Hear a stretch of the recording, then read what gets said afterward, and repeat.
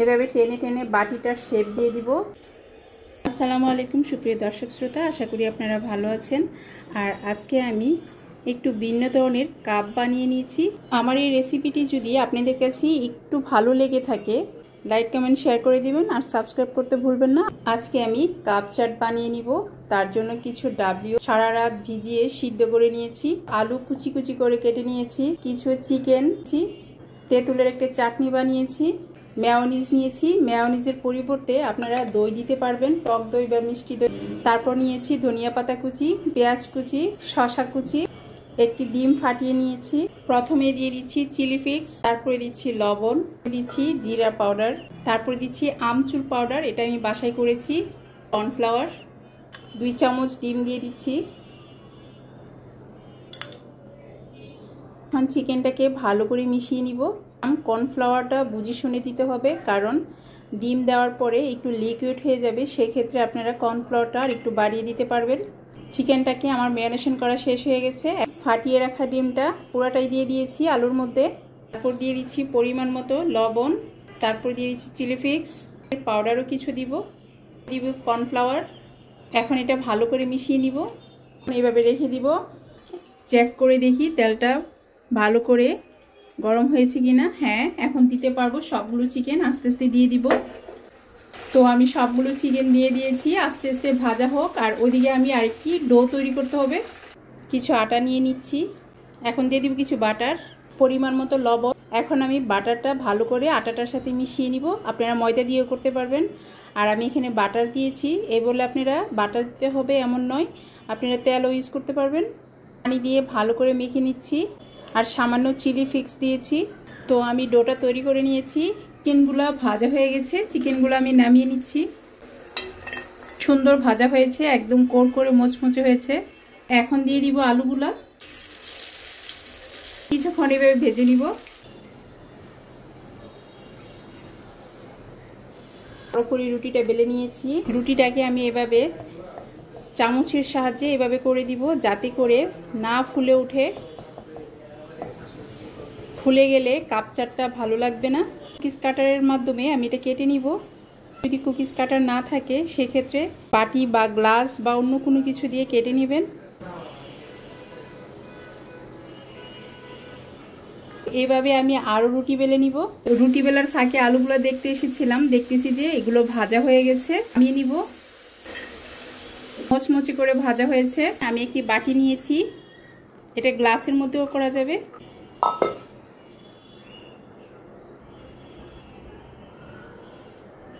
এভাবে টেনে টেনে বাটিটার শেপ দিয়ে দিব। আরেকটা গ্লাস দিয়েও দেখিয়ে দিব।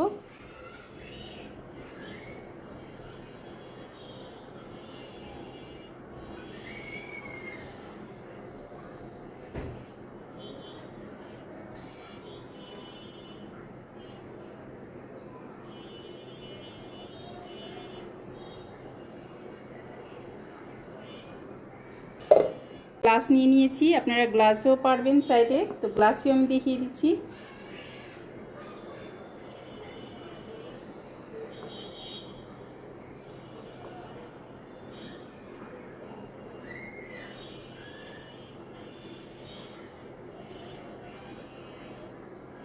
এই যে দেখতে পাচ্ছেন আমি কিভাবে করছি, খেয়াল করবেন।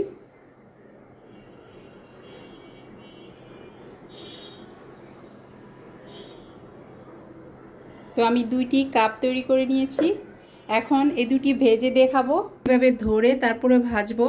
স্টিলের গ্লাসটা অনেক গরম হয়ে যাবে, সে কারণে আমি একটি চামচের মাধ্যমে ধরে নিয়েছি।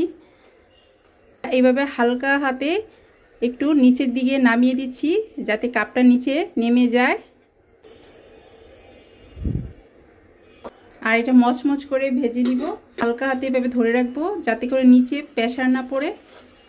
বাটিটা থেকে নিজে নিজে চলে আসছে, দেখতে পাচ্ছেন নিজে নিজে পড়ে গেছে। অবশ্যই উল্টিয়ে দিতে হবে। তো দেখতে পাচ্ছেন কত সুন্দর করে কাপটা নামিয়ে নিয়েছি। 3 ধরনের কাপ বানিয়েছি, একটি ছোট, আরেকটি বাটিতে করে বানিয়েছি, আর বাকিগুলো গ্লাসে করে বানিয়েছি। আমি একে একে সবগুলো কাপ ভেজে নিয়েছি। ডাবলিগুলো সিদ্ধ করে রেখেছি সেগুলো দিয়ে দিব। সবগুলোর ভিতরে অল্প অল্প করে দিয়ে দিব।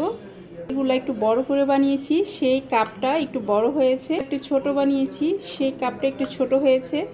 আর মেয়োনিজটা দিলে খাবারের টেস্টটা আরও বেড়ে যায়।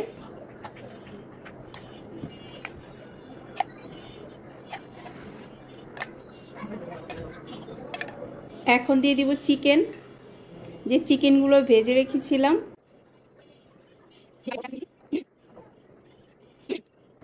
এই কাপটা সবচেয়ে বেশি ছোট হয়েছে। আলু, যে আলুগুলো আমি ভেজে রেখেছিলাম, খুবই মজাদার হয়েছে আলুটা। এইভাবে একবার আপনারা বাসায় ট্রাই করবেন, দেখবেন ছোট বড় সবাই খুবই পছন্দ করবে। চাটনিটা রেডি করেছিলাম আমি তেঁতুল দিয়ে, সেই চাটনিটা, এটা খুবই দুর্দান্ত হয়েছে। তো এখন দিয়ে দিব কিছু শসা কুচি।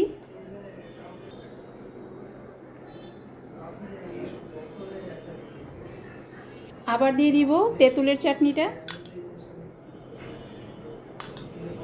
চানাচুর ভাজা, আপনারা চাইলে ঝুরি ভাজাও দিতে পারবেন, কোনো সমস্যা হবে না। তবে আমার কাছে অ্যাভেলেবেল ঝুরি ভাজা ছিল না, তাই চানাচুর দিয়ে দিচ্ছি। এখন আবার অল্প করে মেয়োনিজ দিয়ে দিচ্ছি। লোভনীয় লাগছে না দেখ? আজ তাহলে এ পর্যন্তই। আল্লাহ হাফেজ।